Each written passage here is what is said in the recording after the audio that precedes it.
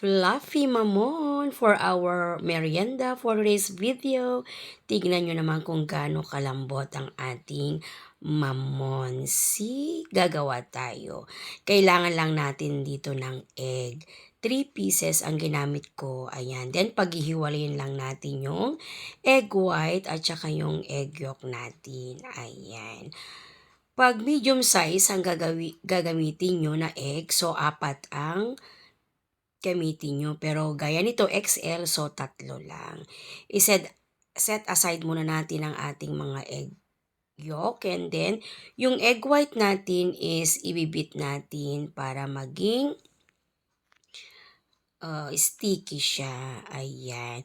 Maglalagay ako ng 1/4 na sugar pero unti-unti lang natin.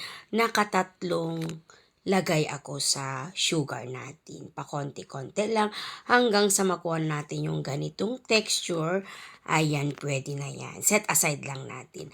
At eto na yung 3 egg yolk natin. Maglalagay lang ako ng 1/2 cup na milk. Pwedeng fresh, pwedeng evap, pwede laman. And then maglalagay tayo dyan ng 1/4 cooking oil, vegetable oil, kung anong available dyan sa bahay nyo. And then, ibibit din natin yan ng mga 2 seconds lang hanggang sa mix lang. Then, gumamit ako dyan ng 1 cup flour, 1/4 na cornstarch, and then salt, konti lang, and then baking powder and sugar, 1/2 cup ng sugar. Then, sasalain lang natin. Ayan.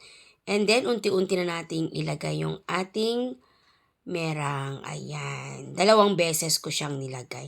Dapat paunti-unti and imimix natin ng maayos. Then, dati na akong nagpainit. 5 minutes na painit lang natin ang ating kawali. And then, pinahiran ko ng margarine yung ating lagayan. Ayan. Ilalagay na natin sa ating baking pan.